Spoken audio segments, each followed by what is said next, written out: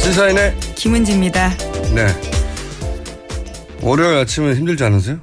월요일 아침이 그나마 낫습니다. 그래요? 네. 전 모든 아침이 힘들어요. 그중에서도 월요일과 목요일이 제일 힘들어요. 자, 첫 뉴스는 뭡니까? 네, 국정원이 헌법재판소의 동향 정보를 수집했다고 전직 국정원 고위 간부가 폭로했다라는 보도입니다. 지목된 사람은 사법부 정보 수집을 담당했던 국정원 4급인데요. 올해 초부터 활동했다고 합니다. 당담자가요, 탄핵에 대한 재판관들의 견해를 파악하고 상부에 보고했다. 이렇게 SBS가 보도한 겁니다.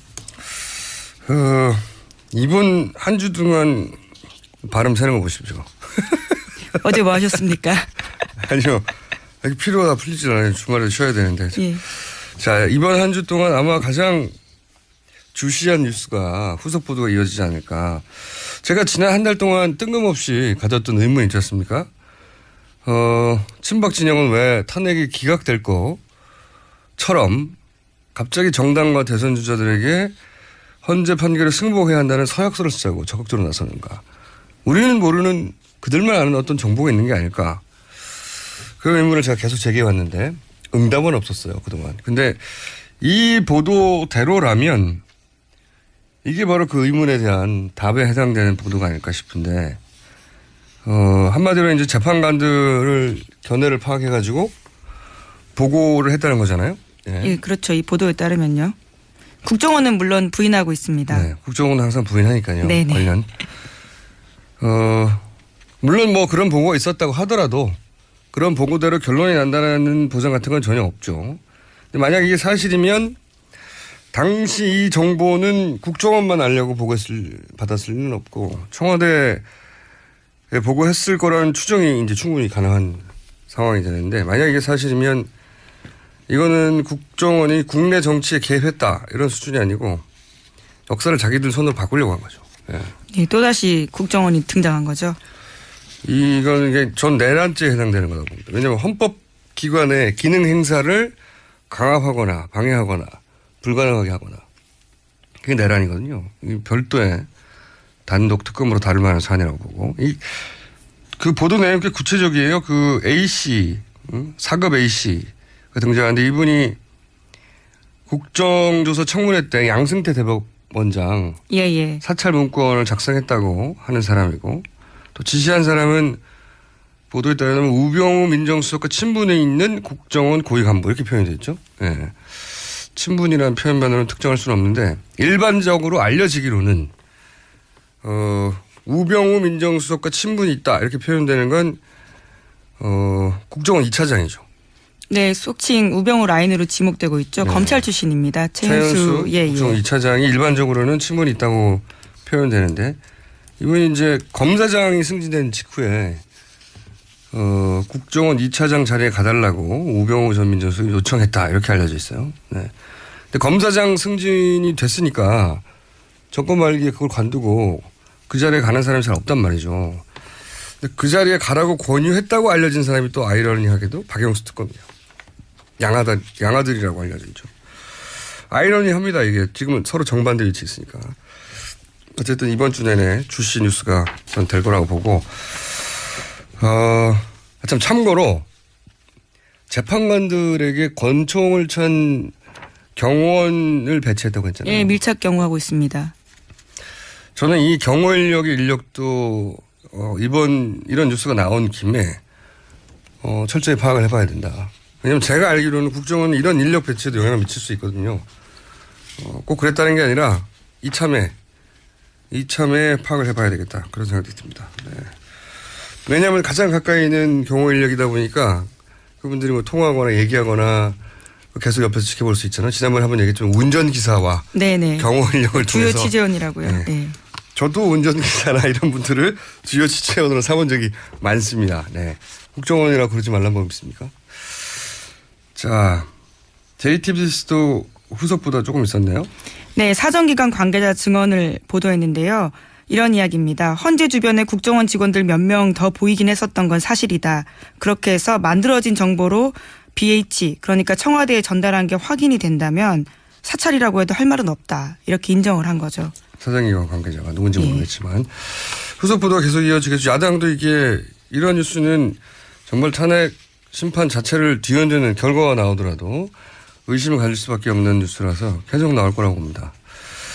자, 앞으로 계속 주신 뉴스로 두고요. 다음 뉴스는요. 네, 오늘 아침 한국일보 보도인데요. 청와대 관계자가 지난해 10월 이후에도 관제대모 의혹을 받고 있는 친박단체 대표들과 수시로 연락했다라는 보도입니다. 10월이 나면 이제 최순실 게이트가 시작된 이후에도 그렇죠. 네, 관제대모 의혹을 받는 친박 보수단체들 수시로 통화했다. 그 대상이 구체적으로 특정됐나요? 네, 그렇습니다. 허현준 청와대 행정관이요. 지난해 1월부터 올해 1월 초까지 주옥순 엄마부대 대표와 90차례 연락을 주고받았다고 하고요. 특히 4.16 총선, 지난해 총선 있죠. 그 직전에 굉장히 집중적으로 통화가 이뤄졌다라고 합니다. 뿐만 아니라 지난해 11월에도 두 사람은 6분 정도 전화통화를 하기도 했다고 하고요. 게다가 또 올해 초까지는 또 다른 사람들과도 계속 연락을 했는데요. 박찬성 반핵반김 국민협의회 대표, 장기정 자유청년연합 대표, 신혜식 신혜한수 대표 등과도 자주 연락한 사실을 특검이 확인했다고 합니다. 이분들이 친박 집회의 주도적인 분들이에요. 예, 주옥순 엄마부대 대표나 장기정 자유청년연합 대표. 그러니까 박영수 특검 집 앞에 몰려와가지고 예, 집회를 하면서 불태우고 방맹 휘두르고 목을 따야 한다고 하고 발언했던 분들이 이분들이에요. 예. 예, 실제로 특검이요. 이 네 사람에 대해서 집회 및 시위금지 가처분 신청 낸 바 있습니다. 그리고 이제 이정미 재판관, 헌법재판관에 대해서 단골이 어디다, 뭐 미장원 어디 다닌다. 예, 그렇죠. 박영수 특검의 신체적 특징 같은 거 공개하고 다 이분들한테서 나온 거거든요. 예, 네. 이쪽에서 운영하는 팟캐스트 등에서요. 네, 알고 봤더니 이제 청와대 행정관하고 지속적으로 통화하고 있었다는 거죠. 예, 이 횟수 드러난 횟수로만 따져도 일주일에 2번씩 연락을 했구만요. 최소한. 그러니까 이 친박 집회의 자금원, 누가 컨트롤 타운가 의심할 수밖에 없는 거죠. 계속해서 가짜뉴스하고도 다 연결됐거든요. 제가 이번 주 중에 가짜뉴스 자세히 한번 다룰 생각인데 예. 변호사들도 의심스러운 단체와 연결된 변호사들도 많이 등장하고요. 가짜뉴스도 연결돼 있고 집회도 연결돼 있고 그리고 이제 화이트리스트로 지원된 영화사도 연결돼 있고 다 연결돼 있습니다. 네. 컨트롤 타워가 과연 어딜까? 이런 뉴스를 보면 청와대가 아닐까 의구심을 가질 수밖에 없는 거죠. 자, 다음 뉴스는요. 네, 관련해서 특검 수사 결과요. 박 대통령이 삼성에 이러한 친박 단체들을 지원해달라고 요구한 사실도 드러났습니다. 2015년 11월 8일에 대통령이 안종범 전 수석에게 지시를 내린 바가 있는데요. 우익단체에 대한 지원을 삼성에 요구하라 이렇게 했다라는 겁니다. 그 내용은 안 전 수석 수첩에도 고스란히 다 적혀 있다고 하는데요. 이런 집회를 그러니까 삼성 돈으로 했다는 거죠. 네네. 네. 그 결과 4곳에 4억 원 우회 지원했다라는 겁니다. 네. 밝혀진 것만. 예. 특검이 밝힌 것만. 이런 집회를 삼성이 지원하니까 삼성 이재용 부회장이 가니까 또 그 앞에 친박 집회들이 집회하고 그런 거 아니겠습니까? 네. 삼성만 했을 리는 없는데 삼성을 수사했더니 이런 단체들의 4억 원을 우회 지원했더라. 4회에 걸쳐서. 자, 또 관련 뉴스가 있나요? 예, 게다가 박 대통령이 메르스 사태 당시에 삼성병원의 책임을 눈감아줬다라는 SBS 보도도 있는데요. 2015년 메르스 사태 때 삼성병원은 메르스 주범 병원으로 꼽히기도 했었습니다. 당시에 38명이 숨진 큰 사건이었는데요. 관련해서 박 대통령이 사태 직후에 이 부회장과 독대를 하면서 삼성서울병원의 초기 대응이 미숙했지만 메르스 사태 이후에 거듭나길 바란다. 이렇게 이야기를 했다라는 겁니다. 그러고 나서요. 실제 독대 3일 후에 보건복지부 제재조치 대상에서 삼성서울병원이 제외가 됩니다. 그리고 나서는 지난해 12월에서야 800만 원의 벌금 처벌밖에 받지 않았습니다. 삼성 서울병원이 메르스 관련해서 제재를 안 받으면 누가 받습니까? 여기가 메르스 확산의 총본산 아니었나요? 여기 환자들이 30명 이상 사망했고. 야. 그런데 제재 조치 대상에서 제외됐다. 삼성 서울병원이. 말이 안 되네요. 네. 삼성이 대단한 특혜를 받는 건 분명한 것 같고, 그리고 메르스 사태가 나고 삼성이 그 책임 중심에 있을 때 오히려 박근혜 대통령이나 최순실 씨는 반가웠겠어요. 약점이 잡혔잖아요. 이런 식이라면. 참. 자, 다음 수는요. 네, 박 대통령이 세월호 사고 당시에 차량 돌진 사고 때문에 중대본 도착 늦었다 이렇게 밝힌 바가 있거든요. 그 관련해서 대리인단이 이것을 입증하겠다면서 뒤늦게 헌재에다가 1분짜리 영상 냈습니다. 그런데 영상을 막상 보면요. 돌진 사고의 흔적은 찾기가 어려웠다라는 겁니다. 오히려 차량을 견인하고 있는 모습이 보이고 있다라는 거죠. 굉장히 진짜 뻔뻔하고 허접한 거죠. 예. 왜 중앙대책본부에 그렇게 늦게 도착했냐. 이렇게 변명을 했던 게 처음에 사고 나서 그랬다. 예, 속칭 7시간 논란에 대해서 그렇게 네. 이야기를 한 거죠. 그런데 이제 겨우 제출한 게 경인되는 차량 장면이고 그 차량은 정부청사에 등록된 차량이라고. 네네. 채널A 보도에 따르면 네. 그렇습니다. 실제 그날 접수된 사건도 없고요. 네. 네, 청사관리 지정 중 경우엔 등록 제한된다고 하는데요. 그런 게 없었다라고 합니다. 그러니까요. 그다음에 이게 사고가 난 게 아닌 거죠. 네, 사고가 난 게 아닌데 변명을 하다 보니 영상을 찾다 보니 주차됐다가 견인되는 차량 영상을 내놓은 겁니다. 대형도 이렇게 어쩜 이렇게 허접한지. 자, 다음 뉴스는요. 근데 오늘 그 실시간으로 듣는 분들이 계속 끊긴다고. 네, 왜 그럴까요? 어머. 국정원 뉴스 때문인가요? 듣는 분이 많은 건가요? 네. 오늘따라 이렇게 오전에 많이 끊긴다고 하는데 TBS 홈페이지에 와서 거기서 들으시면 좀 더 낫습니다. 네. 자, 다음 뉴스는요.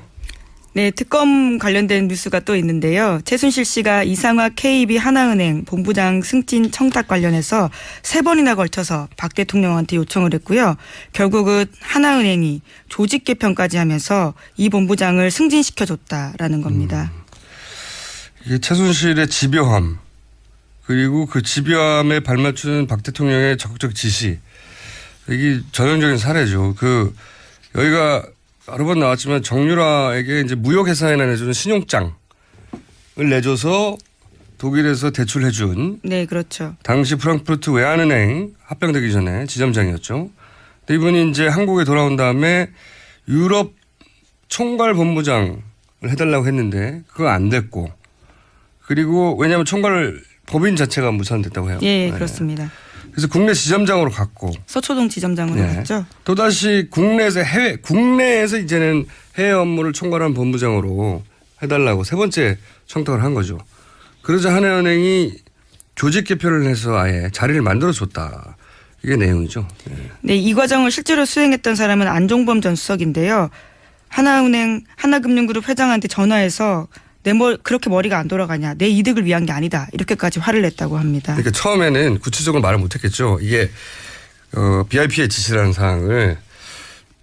그러니까 이제 처음에는 아마 안종범 수석의 민원 정도로 파악을 했던 것 같아요. 그래서 그 국내 지점장 정도로 한다든가 자기들이 미적한 거죠. 예. 자기들이 생각하기에는 경제수석이 요구하니까 요 정도 해주면 되지 않을까 싶었는데 정확하게 원하는 자리가 있었던 거죠. 해외 업무를 총괄하는 자리를 주라고. 그래서 하다 안 되니까 3번째 그렇게 머리가 안 돌아가냐고. 내 이득을 위한 게 아니라고. 대통령 지시라고 이런 얘기를 한 거죠. 네, 그 이야기 듣고 10일 후에 본부장이 됩니다. 이상화 씨가요. 예, 자리를 만들어서. 예. 조직 개편을 해가지고. 예, 재밌지 않습니까? 최순실의 집요함. 대통령이 그때그때 계속 보조를 맞춰서 최순실이 요구사항을 정확하게 전달해서 대통령의 이름을 못하게 만들었죠. 네. 자, 다음 뉴스는요. 네, 또 특검에 따르면요. 남궁건 전 이화여대 입학처장이 2014년 9월 달에 최경희 전 총장에게 정유라 씨의 지원 사실을 보고했다고 합니다. 그러자 최 전 총장은 그럼 정유라를 뽑으라라고 하면서도 다만 내게는 보고가 안 된 걸로 해달라 이렇게 이야기를 했다고 합니다. 이제까지 전혀 모른다고 했었는데요. 이런 이야기가 나오는 거죠. 그러니까 저는 이제 좀 전에 얘기한 그 최순실 집요함, 박 대통령의 적극 지시 그런 사례가 너무 많은데 오늘 하나 나왔는데 이 이화여대 그 입시 부정 사건도 저는 다 밝혀진 게 결코 아니라고 보는 게 이화여대 총장이면 그 분야에서 이제 명예, 지위 다 얻었단 말이죠. 그렇죠? 뭐가 아쉬워서 돈 많은 강남의 아줌마 딸 하나 정도로밖에 박 대통령과의 관계가 없다면 그 딸 하나 때문에 이렇게까지 하겠습니까? 다른 모든 최순실 이건에는 박 대통령이 수석을 통해서 적극 개입했다는 게 계속 나오잖아요. 정유라 말을 사주느라고 삼성을 그렇게 못 살게 군 거 아니에요. 덕분에 삼성도 이득을 얻었지만 서로. 그러니까 정유라 입시 문제에만 박근혜 대통령이 그냥 구경만 하고 있었다. 뒷짐지고. 저는 그게 더 이상하다고 봅니다. 네. 최순실 씨가 이렇게 아예 그 사기업, 그것도 은행에 세 차례 인사청탁을 해서 결국 자기가 원하는 자리를 조직 개편을 해서 만들어서 사람을 꽂잖아요. 그런 정도로 적극적이고 집요한데, 그리고 거기에 박 대통령이 항상 보조를 맞춰서 그 명령을 대통령의 이름으로 수석을 통해 내렸는데, 이 정유라 문제만 전화통화 한 번 없이 그냥 구경만 하고 있었다. 저는 그게 더 이상하다고 봅니다. 예전에도 한번 전해드린 바가 있는데 노웅래 더불어민주당 의원의 폭로에 따르면 자주 통화하는 총장 3명 중에 1명으로 최경희 총장이 꼽히고 있죠. 그러니까요. 근데 거기까지 사실 확인이 안 되고 있는데. 네. 자, 뉴스 하나 정도 더 할 수 있을 것 같은데 1분밖에 안 남았습니다. 하나 정도. 예, 어제 국민일보와 한국사회 여론연구소 공동조사에 따르면요. 박 대통령 구속수사가 필요하다라는 여론이 78.2%라고 합니다. 탄핵 인용을 바라는 여론하고 비슷하네요. 예. 네. 근데 저는 이걸 이제 양분된 국론이라고 자꾸 보도하는데 그 지금 석 달째 80% 전후로 한 2, 3%씩 플러스 마이너스 탄핵과 구속을 지지한단 말이죠. 오늘은 이제 구속에 대한 구속을 지지한다는 거고. 그리고 한 15% 전후로 기각을 지지해요. 근데 재밌는 게 자유한국당 지지자들 중에도 거꾸로 탄핵과 구속을 찬성하는 분들의 비율이 한 15% 정도 됩니다. 자유한국당 지지자 내에도. 그렇지만 그렇다고 해서 양분된 자유한국당이라고 보도 안 하거든요. 그렇잖아요. 그리고 양분된 친박 지지자라고 보도 안 한단 말이죠. 그 80% 전후는 사실은 압도적인 그 여론이에요. 그 예를 들어서 위안부 협상 다들 잘못됐다고 생각하면 90% 이상 재협상해야 된다고 생각할 것 같지만 위안부 재협상도 70%밖에 안 됩니다. 지난 2월 달에 갤럽 조사였는데. 그러니까 그런데 탄핵돼야 한다는 게 80%다. 단일 사안에 이런 여론조사 수치는 정말 드문 건데 이게 벌써 거의 석 달째 안 움직이고 있잖아요. 이게 국론이 양분된 게 아니란 말이죠. 전혀. 정말 드물게 국론이 거의 통일된 거예요. 이 사안은.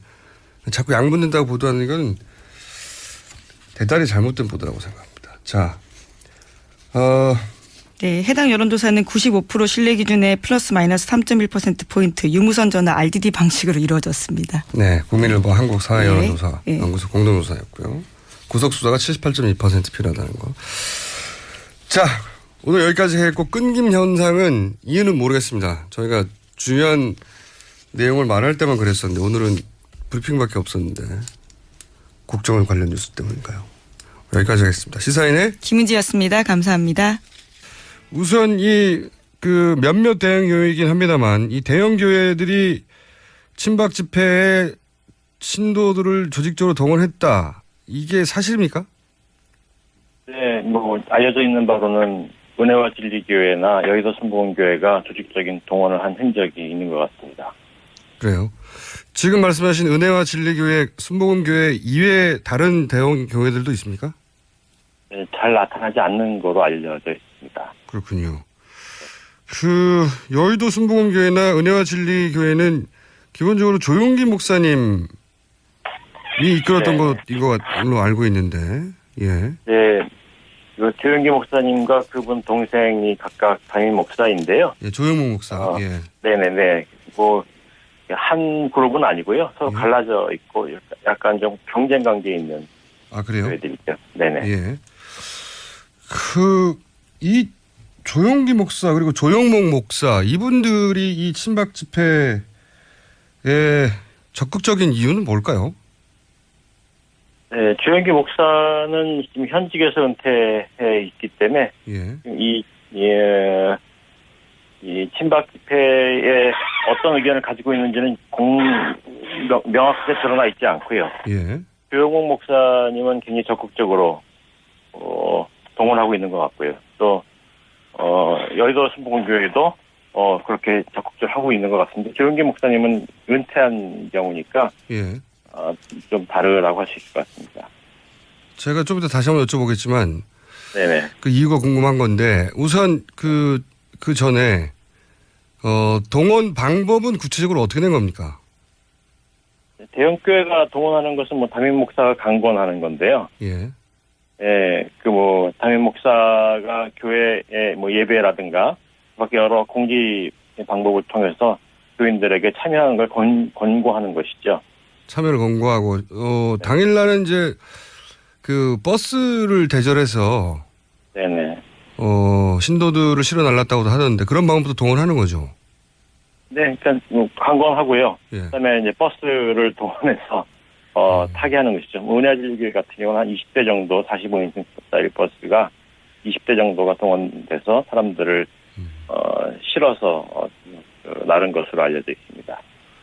그리고 그 개신교 신자들 그 교회 개신교 신자들 단체 카톡방 보면은 네. 우리가 흔히 가짜 뉴스라고 하는 이게 친박발 뉴스 이 뉴스도 많이 오간다고 하는데 어떤 내용들이 오간다고 합니까? 네, 뭐 제가 직접 본 것은 아니고요. 예. 뭐 이렇게 우리가 흔히 알고 있는 그 가짜 뉴스들과 내용이 비슷한 것 같아요.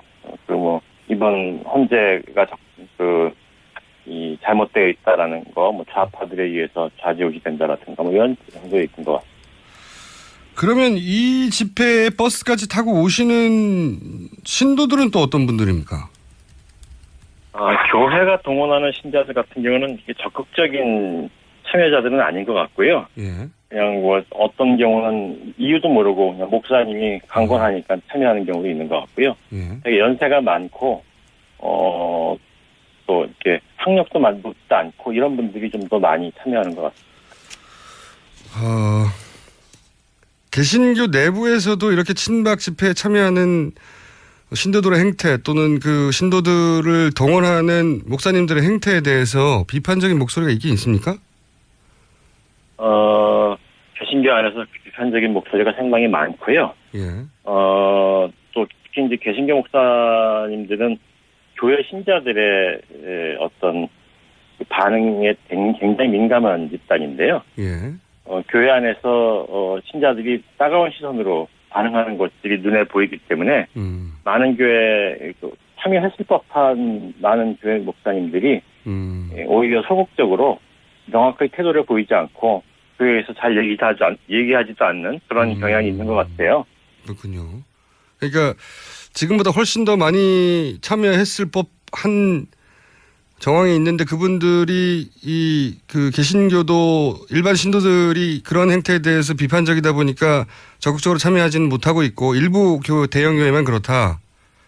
네네. 그런 경향이 있는 것 같습니다. 네. 그런데 궁금한 것은 일부이긴 합니다만 대형 교회들이 왜 박근혜 대통령이 이제 기독교인도 아니고 기독교에 대해서 특별히 깊은 관련이 있는 역사가 있는 것도 아닌데 이 친박 집회 박근혜 대통령의 일종의 수호 역할을 하고 있는 걸까요? 이 집회에 참여하는 이유가 궁금합니다.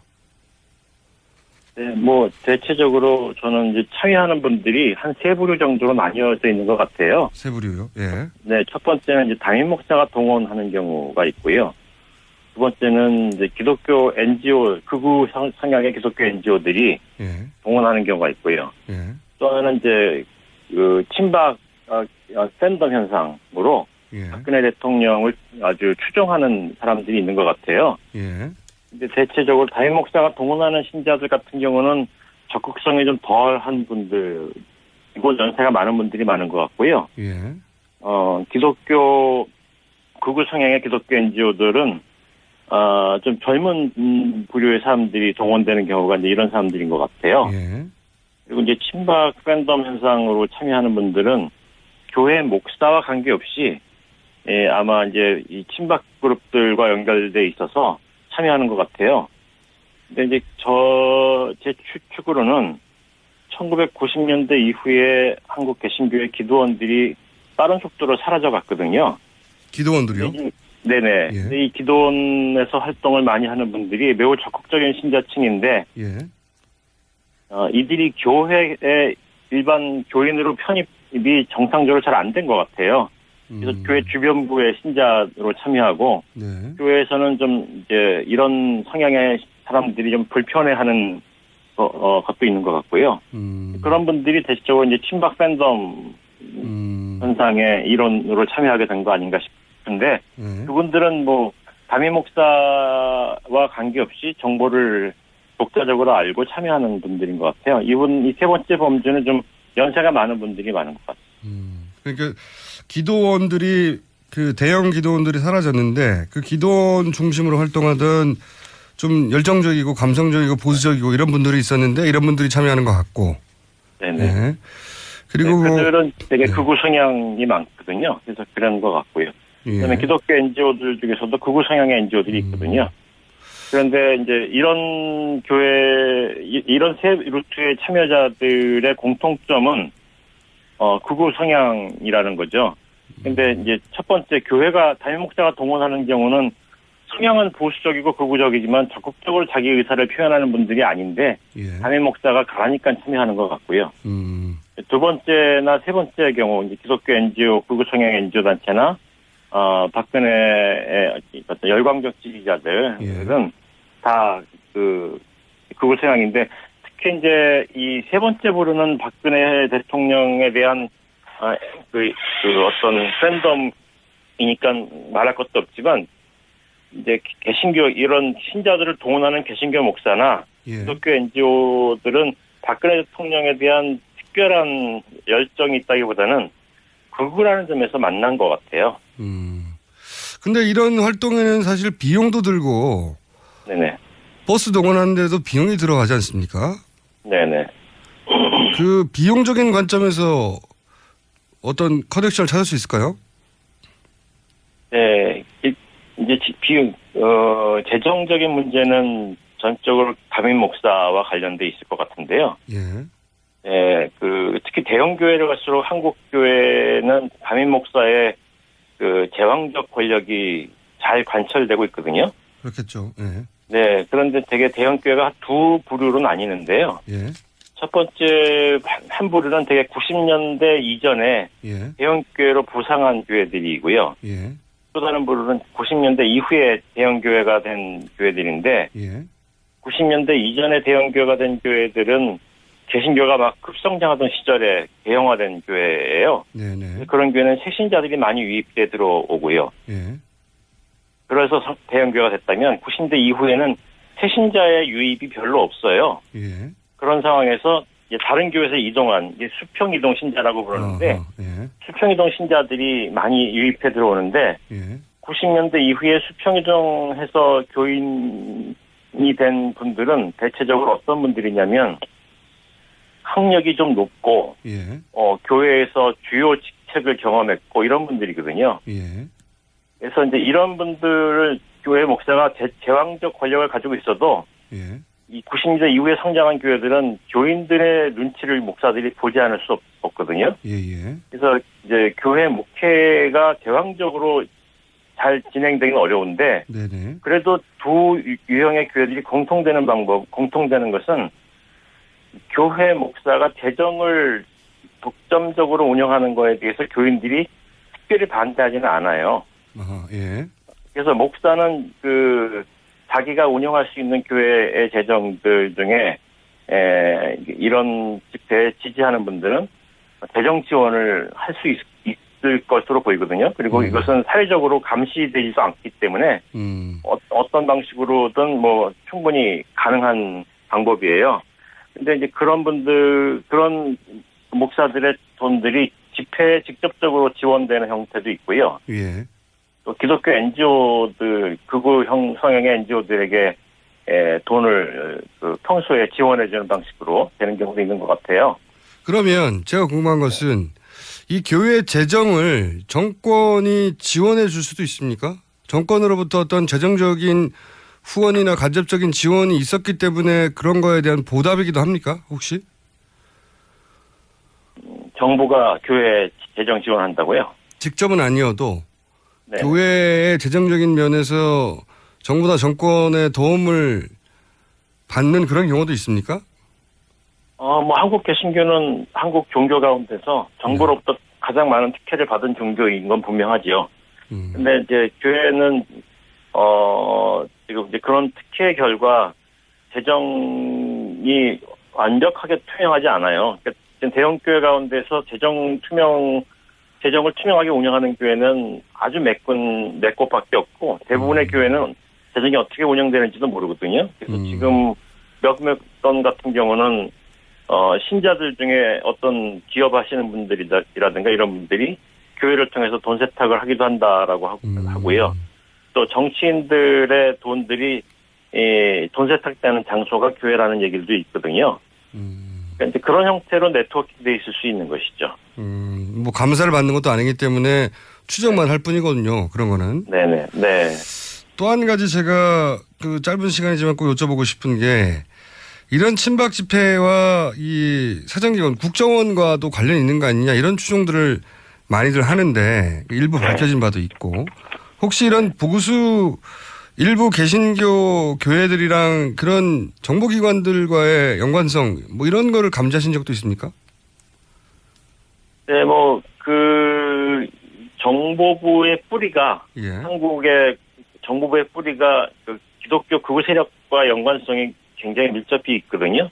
한국 개신교 극우주의가 형성된 시기가 되게 45년도 서북 지역에서 월남한 분들이 그들 중에 영어를 할 줄 아는 분들이 예. 극우 성향을 가지고 있고 기독교인들이고 이런 분들이 미국 정보기관들, 미 군정의 정보기관들과 연계돼서 정보 요원으로 훈련도 받고 그런 경험이 있는데요. 출발이 그렇군요. 네, 그분들이 한국의 정보부가 탄생할 때 뿌리가 돼요. 아하. 네, 그리고 이제 그런 서북 지역의 그 군부 엘리트 또 정보부 엘리트들이나 이게 서북 지역 엘리트들이 이승만 정권 후기에 약간 관계가 소원해지면서 사이가 안 좋아지는데 박정희 정권이 들어섰을 때 중심 세력이 돼요. 예컨대 648기들이 서북 지역 출신들이 많거든요. 네네. 네, 그분들에서 박정희 정부의 중앙정보부가 탄생하고요. 아, 그렇군요. 또 이제 또 노태우 정권 때 다시 서북 출신자들이 또 굉장히 강하게 활동하는데 그때 국정원이 탄생하잖아요. 그래서 이제 이런 일련의 그 좀 정황들이 예. 한국 정보부와 한국 개신교 극우 세력들 간의 어떤 네트워킹이 되어 있을 것이라는 추정을 하게 한다는 것이죠. 그게 하루 이틀의 일이 아니군요. 네, 한국 국가 형성 과정부터 한국 개신교 극우 세력들은 한국 정부, 특히 정보부 형성 과정에서 깊이 관여되어 있는 것으로 추정이 됩니다. 알겠습니다. 오늘은 여기까지 하겠고요. 저희가 이 문제에 관심이 많아서 다시 한번 모시겠습니다. 네, 오늘 말씀 감사합니다. 네, 감사합니다. 네, 지금까지 김진호 제3시대 그리스도 연구소 연구실장이었습니다. 미 항공우주국 나사에서 우주인들의 비상식량으로 쓴다는 남미 최고의 완전식품 마카 플러스 한국에서 가장 비싸고 귀한 식품이라는 산삼 플러스 거기에 한국인이 좋아하는 녹용까지 일단 이 세 가지를 모두 넣은 제품이 나온 거니까 마카 산삼 녹용 대박, 좋은 건 다 있네. 031-323-2559 영한네이처 yhnatury.com. 똥은 싸고 다니냐? 미치도록 싸고 싶다. 빅동의 추억. 미궁 장사랑. 구렁이 똥 이뻤다. 장이 살아야 내 몸이 산다. 혈중 콜레스테롤 개선과 배변 활동에 도움을 주는 건강기능식품입니다. 빅동의 추억. 미궁 장사랑. 지금 검색창에 미궁 장사랑을 검색하세요. 이건 제가 써보니까 효과가 있는 것 같아요.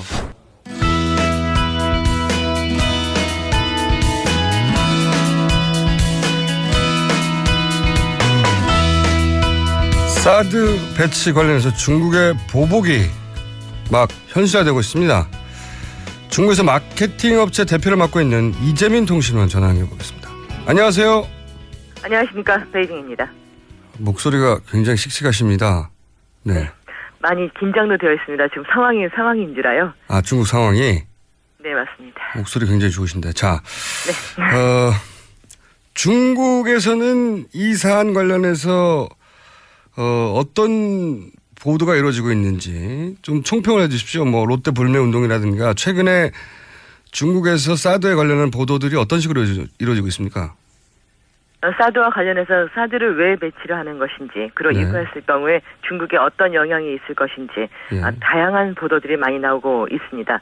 일단 그 중국의 군대에서 봤을 때요, 예. 가상의 적이라는 것이 있습니다. 즉 예. 향후에 중국의 군사적인 가장 큰 위협이 될 수 있는 나라가 어디일 것인가. 예. 지금 당장 전쟁 안 한다고 할지라도 1, 2, 3순위 이렇게 매겨보게 되면 거의 변함없이 오랫동안 미국이 그 자리를 차지하고 있습니다. 당연한 것 같고. 예. 중국의 언론들이 보도하는 것에 따르면은 이렇게 가상의 적인 미국의 무엇인가 군사 시설이 바로 앞인 한국 한반도에 배치되는 것이다 라는 것, 이것이 중국 언론에서 보도하고 있는 가장 핵심적인 이야기들이고요.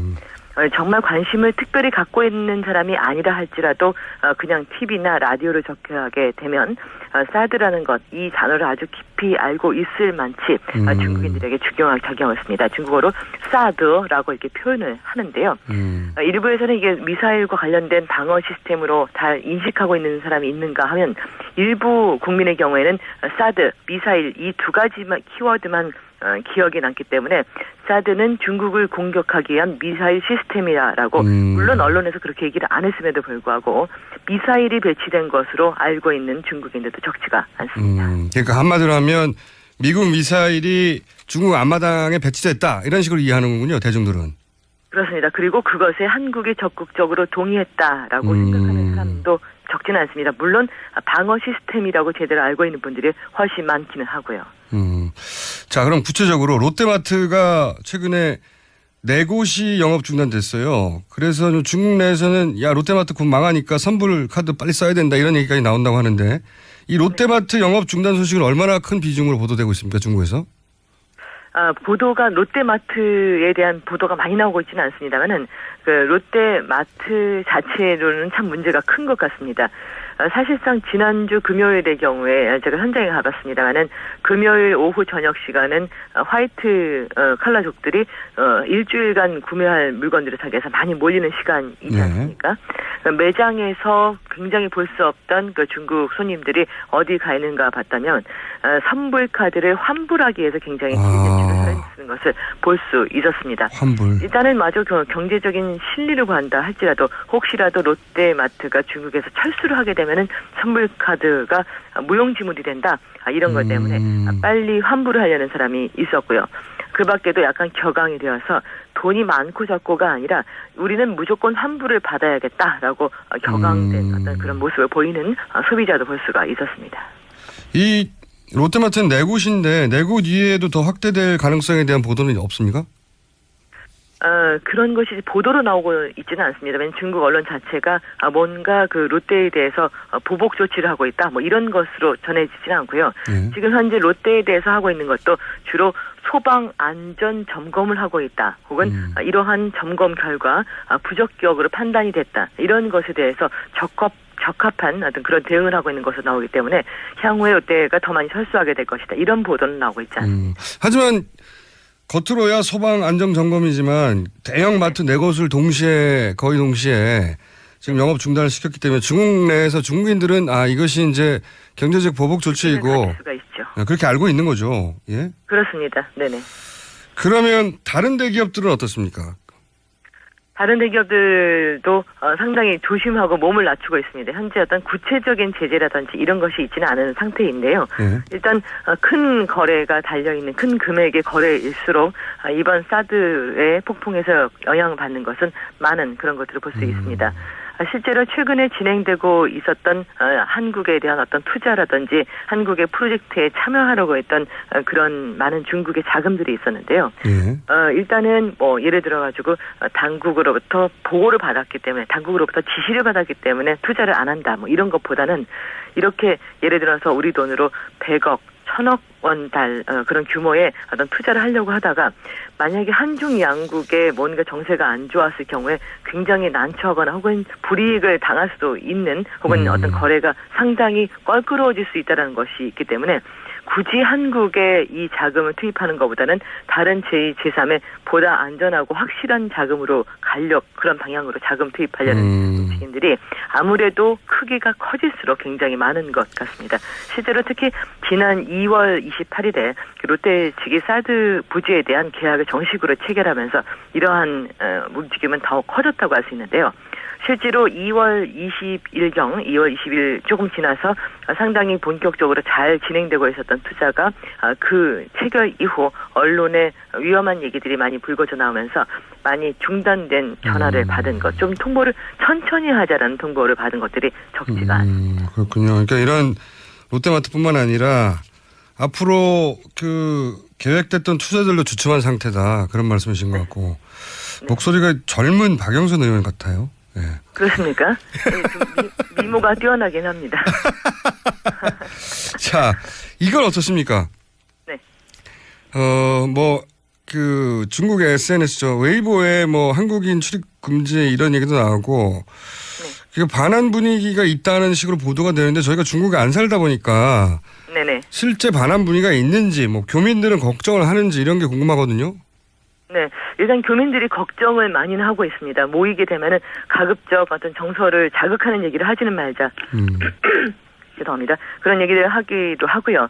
그리고 여러 사람들이 모였을 때 좀 SNS에 얘기를 하겠습니다만 실제로 제 주변에서 중국인들로부터 어떤 공격을 받았다라는 그런 얘기를 전해지는 건 없습니다. 그리고 SNS에 나왔던 한 식당에서 한국인을 거부했다라는 그런 이야기를 놓고서도 대부분의 제2, 제3의 사례가 관측되고 있지는 아직은 않은 상황입니다. 그렇군요. 다만 앞으로 이 상황이 불거졌을 때 어떻게 펼쳐질지는 조금 더 지켜봐야 될 것 같습니다. 실제 또 그런 우려 목소리에 대해서 젊은 세대들은 한류를 일찍부터 접해왔기 때문에 이런 게 중국 정부의 정책에 대해서 반감을 갖거나 특별한 효과가 없을 거다 이런 말도 있지 않습니까?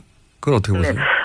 네, 일단 지금까지는 큰 영향이 없는 것 같습니다만은 조금 더 이것이 확산될 경우에는 조금 생각이 달라질 수도 있을 것 같습니다. 중국의 어떤 젊은이들이 갖고 있는 것이 굉장히 개성이 넘친다라고만 생각하실 수 있습니다만은 중국의 국력이 부상하면서 느끼고 있는 중국 국가에 대한 자부심이 상당히 있다고 할 수 있습니다.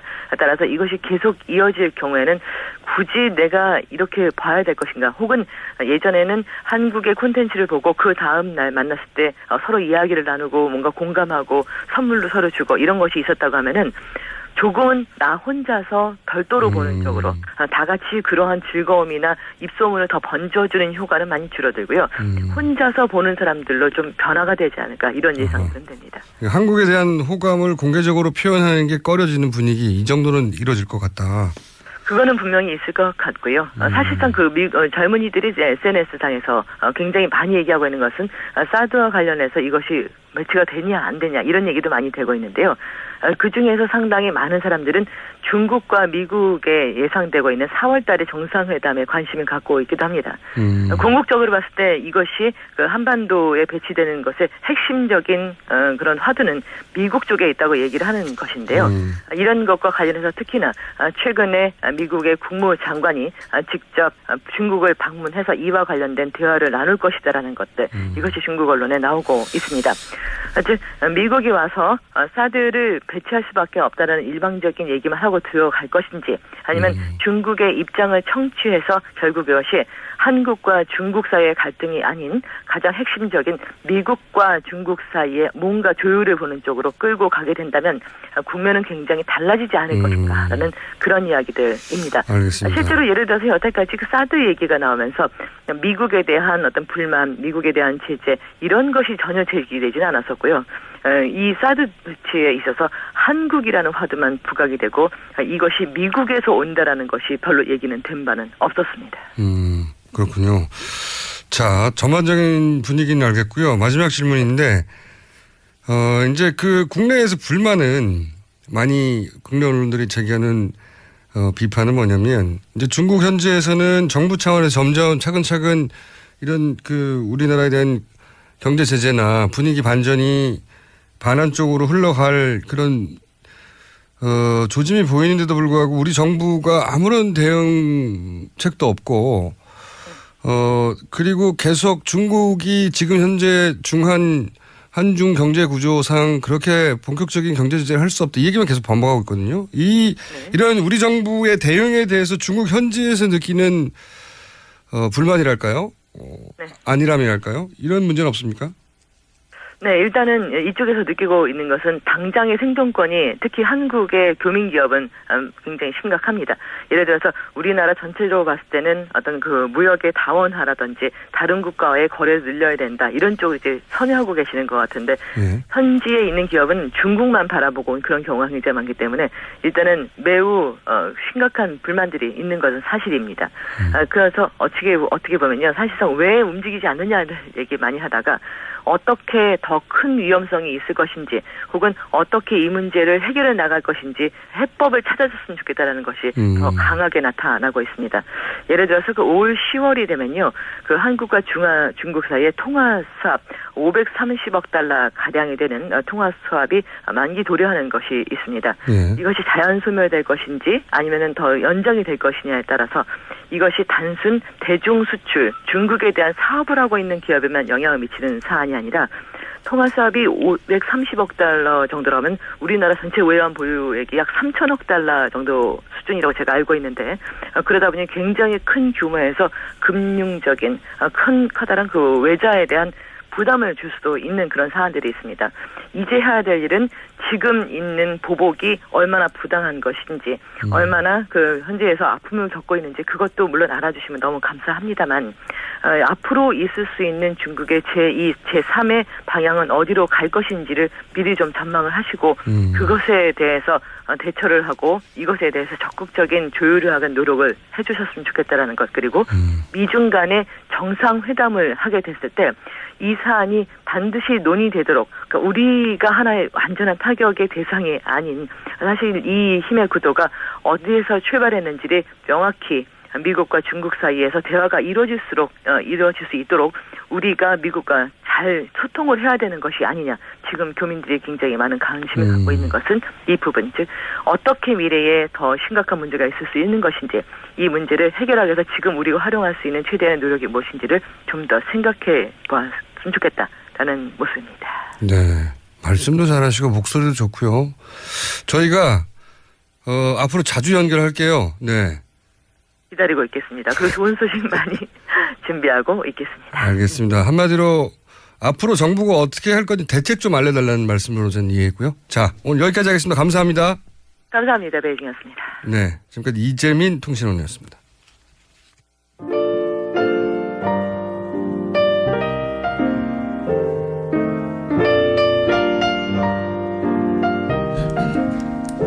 자, 불친절한 AS.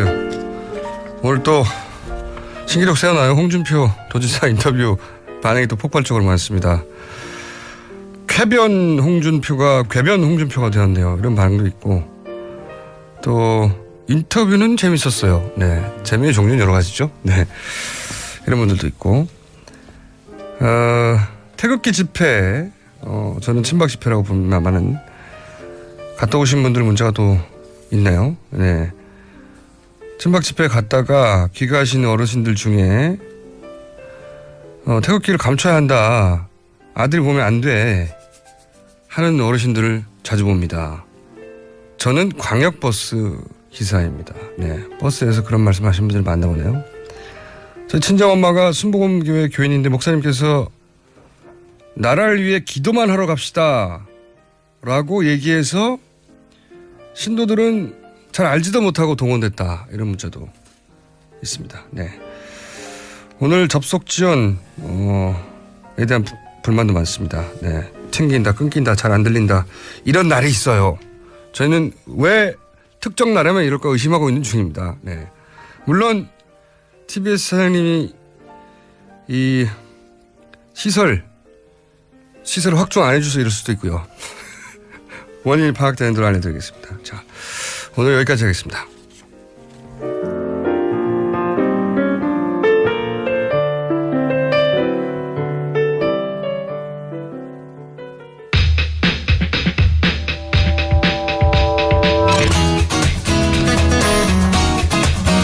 르몽드 디플로마티크 괜찮죠? 네. 네.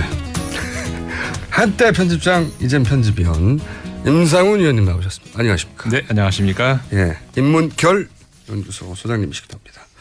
자, 오늘은 주제가 뭡니까? 우리 지난 시간에 가짜 뉴스 이야기를 했었죠. 예. 그 이야기가 완전히 마무리되지 않았고 완전히 마무리 안 된 채 끝난 거 되게 많아요. 네, 그렇죠. 그런 거 많은데 특히 이번 예. 건 같은 경우에는 워낙에 지금 굉장한 큰 이슈가 계속 되고 있고 전 세계적으로도 마찬가지입니다. 우리나라뿐만 아니라 지금 이 가짜 뉴스를 둘러싸고 그 언론사 그리고 네. 이제 뭐 그 각국 정부들도 마찬가지고요. 굉장히 그 대책 마련이라든가 여러 가지 이야기들이 계속 끊이지 않고 나오고 있기 때문에 한번 이 얘기를 다시 한번 마무리를 지어봤으면 해서 또 가져왔습니다. 가짜 뉴스는 지난 미 대선에서 맹활약했었죠. 네, 그렇죠. 친 트럼프 뉴스로. 네, 맞습니다. 근데 이제 사실관계를 확인해 보면 대부분 사실이 아닌 뉴스. 네. 그래서 이제 지난 시간 같은 경우도 제가 이제 주로 어떤 말씀을 드렸는지 기억을 해보면은 우리가 가짜 뉴스다라고 해가지고 이제 굉장히 심각하게 생각을 하는데 오늘도 다시 이야기가 나오겠습니다만은 우리가 길게 어떤 그 역사적인 그런 어떤 맥락에서 보자면은 그렇게 뭐 우려할 만한 물론 가짜 뉴스를 생산한다는 양산한다는 그 자체는 나쁜 거죠. 그거는 없어져야 근절돼야 되겠지만 어떻게 해서 이런 현상이 나오게 되는 건지 전체적으로 보면은 그렇게 우리가 비관할 일은 아니다 이런 이야기를 드렸었는데 그 이야기도 오늘 좀 드리고 싶고요.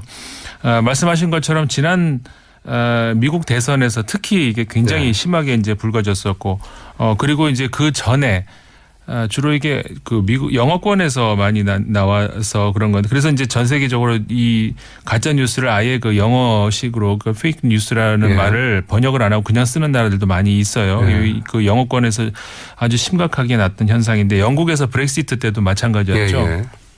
이게 브렉시트 당시에도 그랬습니다마는 그 기존 언론들 전통적인 의미에서의 언론들 그 다음에 정부라든가 하여간 그 지식인 그룹에서는 브렉시트가 얼마나 위험할 수 있는지를 이제 굉장히 홍보를 많이 하는 편이었었어요. 근데 반대로 그렇지 않은 경우 소위 이제 우리가 그 뭐 전통적인 의미에서 언론이 아닌 그러니까는 새로운 언론이라고 등장하고 있는 그 저 사회망을 통해서 등장하고 있는 그런 매체들을 통해서 다른 목소리들이 많이 이제 나갔다는 거거든요. 미국에서는 주로 이제 페이스북을 통해서 그렇죠. 페이스북 통해서 많이 전달이 통해서 되고 그게 진짜가 아니라 이제 그 틀린 정보.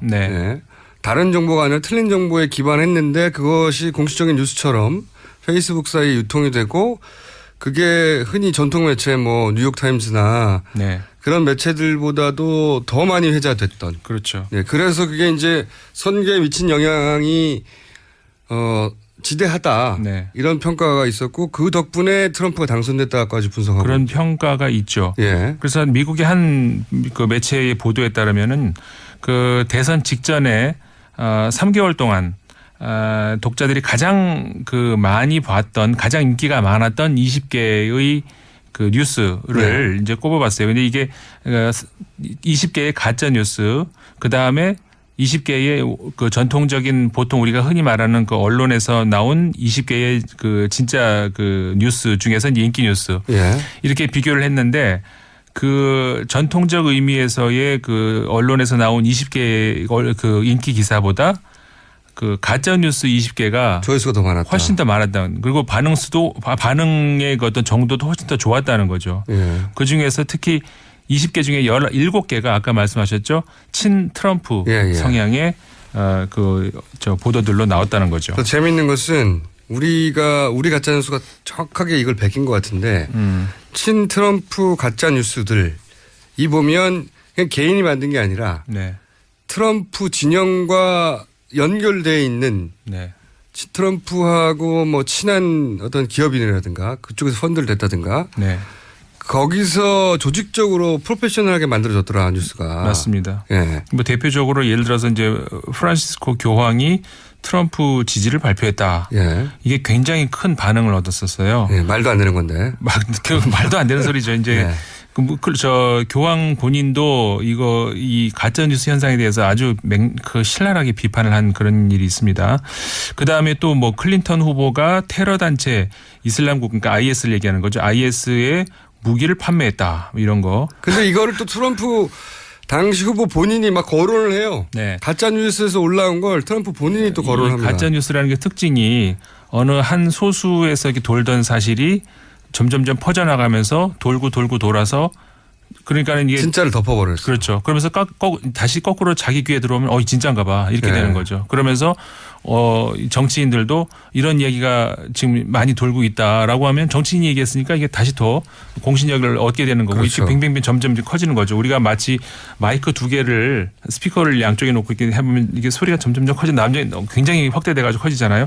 그런 현상이 똑같이 여기 가짜뉴스 현상에서 나온다는 그래서 거죠. 이제 소위 이제 전통 언론들이 이거 가짜뉴스라고 계속 얘기를 하면 네. 전통 뉴스들을 이제 거짓말한다고 그렇죠. 공격하는데 그게 지금 딱 벌어지고 있는 일이거든요. 맞습니다. 예를 들어서 뭐 JTBC에서 태블릿에 대해서 검찰도 다 확인을 해서 이게 최순실 것이 맞다고 아무리 얘기를 해도 이런 가짜뉴스들은 계속 아니라고 하고 그걸 또 예를 들어서 박근혜 대통령을 변호하는 변호사급이 되는 분들 네. 혹은 뭐 정치인들이 계속 거론을 하다 보니까 이게 일종의 확증 편향 그러니까 네. 자기가 보고 싶은 것만 보는 사람들 그렇죠. 사이에서 사실로 굳어지고 또 그 연령대 사람들에게 카톡으로 돌고 그러면서 그냥 기정사실화 돼버리는 거죠. 네. 분명한 가짜인데도 불구하고.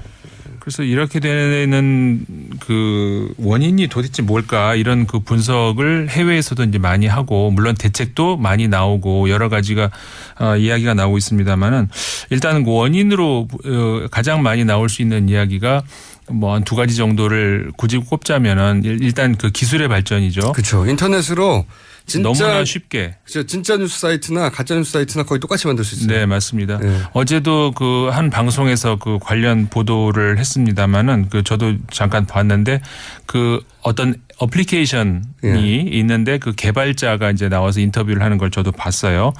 그 어플리케이션의 개발자는 그런 것을 만드는 이유가 물론 가짜 뉴스를 만들기 위해서 만드는 건 아니었고 네.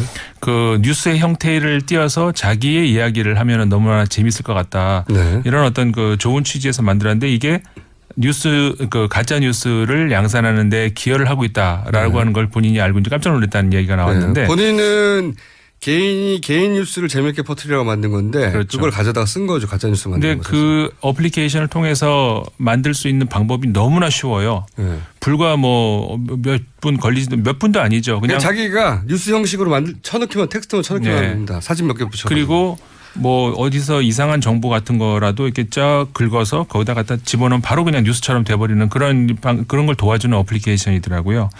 이제 그런 것들이 그 외국에도 물론 이제 있는 거죠.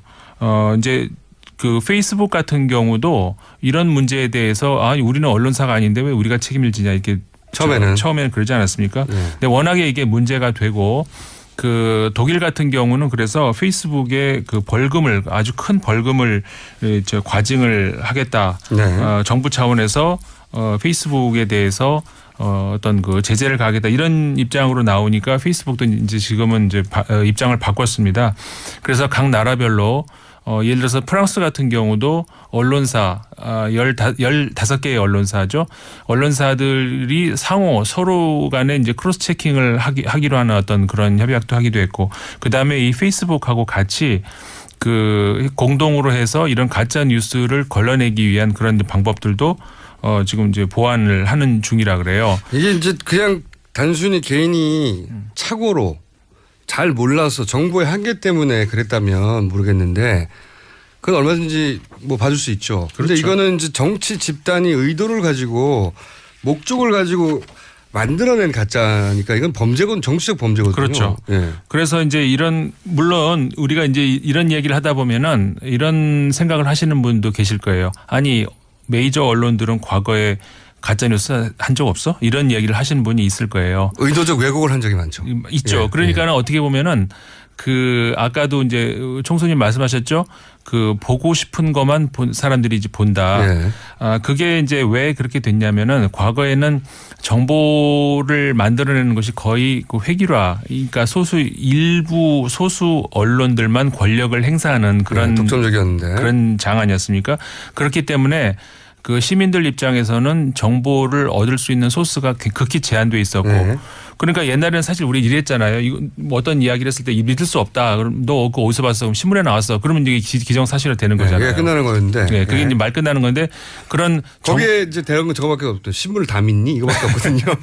근데 옛날에는 신문을 다 믿을 게 신문밖에 없었으니까. 그렇죠. 근데 지금은 거기에 대해서 이제 시민들이 좋게 얘기를 하자면은 거기에 대해서 이제 반항을 하는 거예요. 그러니까는 그 메이저 언론사들에 대해서 왜 너희들이 말하는 거면 사실이냐. 거기에 대해서 믿을 수 없는 것들도 있다. 이렇게 이제 어떻게 보면 좋게 얘기했을 때는 정보의 민주화라고 할 수가 있는 건데. 이제 개인 미디어가 발달하고 그렇죠. 그 뭐 한 20여 년 전부터 그런 개인 미디어를 꾸준히 발달해 왔죠. 네, 예. 이미 그 메이저 언론사들에 대한 비판은 미국의 촘스키라든가 많은 네. 이제 학자들에 의해서 이제 제기가 되긴 했었죠. 근데 이제 그런 것들이 좋은 방향으로 나갈 수 있었는데, 그리고 저는 이제 앞으로 저 미래 사회는 좋은 방향으로 이게 어떻게 보면 정보의 민주화로 나갈 수 있을 거라고 봐요.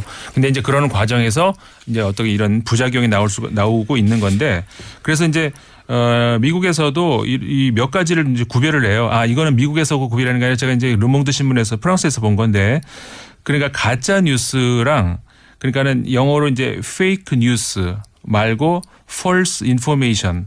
그러니까 이걸 굳이 우리말로 글쎄 허위 정보 이렇게 할 수 있을까요? 그러니까 이 구별을 하는 또 이것도 필요한 것 같은데, 예를 들어서 이제 언론사들도 어떻게 하다 보면은 고의가 아니라 언론을 잘못된 정보를 전달할 수도 있잖아요. 네. 고의는 아니지만 어쨌든 실수는 실수죠. 그래서 이제 크게 어떤 그 오보가 나오는 그런 경우도 있는데, 그래서 그런 경우하고 달리 아까 말씀하셨죠. 오보와 가짜 뉴스를 구분해라. 그렇죠. 구분을 네. 해야 된다. 가짜뉴스 같은 건 분명 의도를 가지고 정치적인 거죠. 목적을 가지고 네. 하는 이런 것이 그 의도가 있다. 그다음에 또 하나 구별을 해야 되는 것이 뭐가 있느냐면, 빨리 구분해 주셔야 돼요. 20초밖에 그래요? 남기 때문에. 그 이제 알터너티브 팩트라고 해가지고, 그러니까는 대안적 사실이라는 말이 지금 또 나오고 있어요. 만들어낸 말이죠. 예. 이건 이제 미국의 트럼프 진영에서 만들어낸 예. 그런 말이거든요. 그러니까는 진실에 대해서 왜 저 사실은 복수가 있다. 예를 들어서 어떤 사실이 아니다라는 걸 들이대면 그건 너희들 사실이고 우리들 사실은 다른 것이다. 말도 새로 만들어냈어요. 그러면서 알터너티브 팩트라고 그런 말을 만들어냈어요. 이거는 미국 그 백악관 쪽에서 만들어낸 그런 말인 거죠. 그것도 거짓말입니다. 자, 그러니까 인터넷 강점을 정치적으로 악용하고 있는 사례인데, 이 사례는 제 생각에는 다음 주에 한 번 더 해야 될 것 같습니다. 아이고. 네. 지금까지 임상훈 의원이었습니다. 저는 김어준이었고요. 내일 다시 뵙겠습니다. 안녕.